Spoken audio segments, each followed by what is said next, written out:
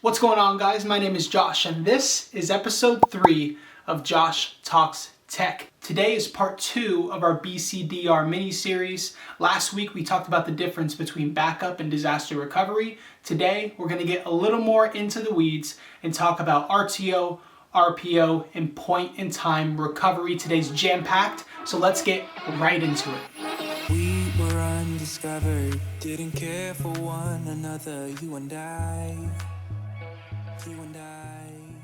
So as always, I do want to say thank you really quick before we dive into everybody that's been supporting this channel or this series so far. It's been a lot of fun. I've got some plans over the next couple months to amplify or enhance our experience here, so I'm really excited for things to come.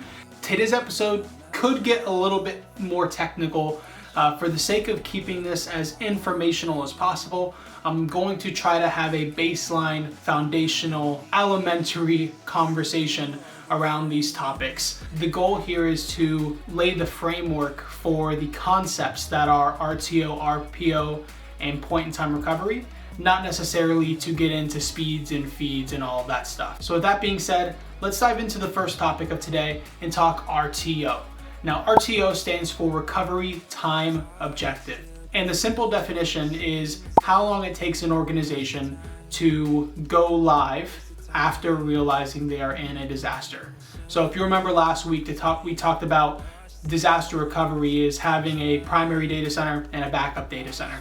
So how long does it take you to go from site A to site B when you're in a disaster? Now, the industry standard is 4 hours. So theoretically, if you had a disaster at 9:30 a.m. on a Tuesday, by 1:30 p.m. same day, you would be back up and running.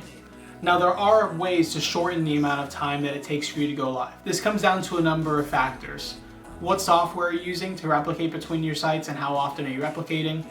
How long does it take you to realize you're in a disaster? And from the point of realizing that you're in a disaster and you declare a disaster, how long does it take you to move traffic to your other site and to make sure those resources are ready to go? If you don't have enough resources in your secondary data center, your RTO inevitably will be longer. Now, there's one really big thing you can do to help minimize the amount of time it takes for you to go live in your secondary site, and that is to have a warm DR environment. We'll talk about this more next week. But when you look at different DR solutions, you have what are called reserved instances, and then you have a truly dedicated warm environment that's essentially sitting idle. Depending on how you build your DR site, having a warm DR environment may be a little bit more expensive month to month, but you may be able to get up and running much faster by having that environment warm and ready to go. Now that brings us into the second topic, which is RPO. Now, RPO stands for Recovery Point Objective. Now, the idea with RPO is how much data do you lose in a disaster? There are a number of ways to manage this. Again, the industry standard for RPO is 4 hours. So theoretically, if you had a disaster, you would lose up to 4 hours of data.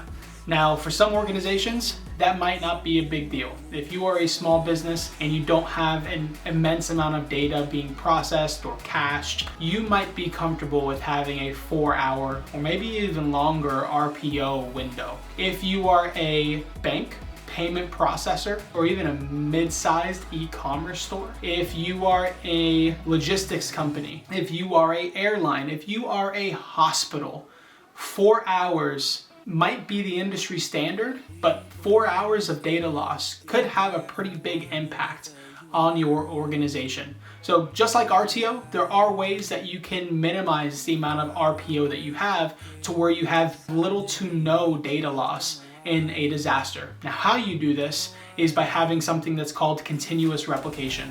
So if you'll remember last week, we talked about backup and how most people do daily or weekly backups. With continuous replication, the idea is you are always replicating data between your primary data center and your secondary data center. Anytime that a piece of data changes on A side, it automatically is replicated to your B side and is reflected accordingly. So that if you had a catastrophic event at 9:30 a.m., you can rest assured that data that was replicated at 9:29 is showing up in your DR side. That brings us to the third part of this episode, which is point in time recovery. Now it's important to note that this can only be achieved with continuous replication. If you're doing daily backups or weekly backups, you will not be able to build true point in time recovery into your strategy. You have to have continuous replication between all sites. The reason for that is point in time recovery allows you to determine what time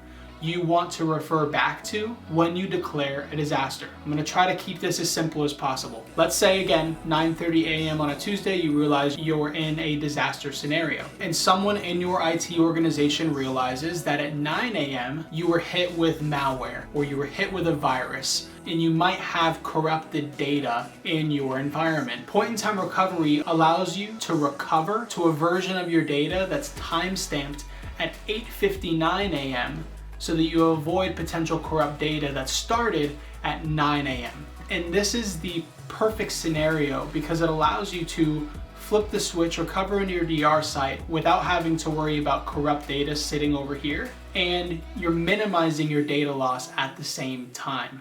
So you have a fast recovery, you minimize data loss, you can continue running business as usual until you can fix things on your primary side of the house. Like everything else, you can build a highly optimized, highly available secondary data center that eliminates downtime, eliminates data loss, and achieves point-in-time recovery. But of course, the faster you're able to recover, the less data you lose, the more it will cost. It's going to be premium licenses, and you're going to need more resources to achieve an RTO in under an hour and to minimize or eliminate data loss completely.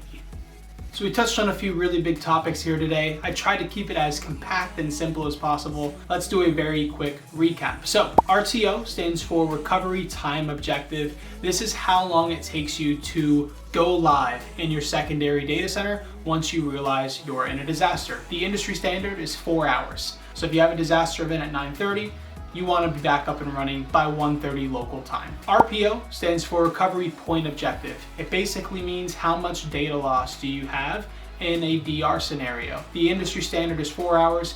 You can expect up to 4 hours of data loss in a DR scenario. There are ways to minimize your data loss, however, with continuous replication. And last but not least, point-in-time recovery allows you to choose what version of data you want to fail over to when you declare your DR scenario. So that being said, guys, this wraps up today's episode. I can only assume that if you watched to this point that this provided you with some level of value, whether it was entertainment or education or both. It would mean the absolute world to me if you would follow here on LinkedIn, and or if you could jump over to YouTube and subscribe there as well. I'm gonna have some new, fresh, different content altogether coming up on my YouTube channel here over the next several weeks. So I'd love for you to subscribe, help me beat the algorithm, and continue growing this thing that is called Josh Talks Tech. Next week, we're gonna dive into the final part of our BCDR mini-series. It's all about DRaaS and what you should look for, what you should be thinking about when choosing your disaster recovery as a service vendor. Thanks so much, and I'll see you on the next one. Peace. We were undiscovered, didn't care for one another, you and I.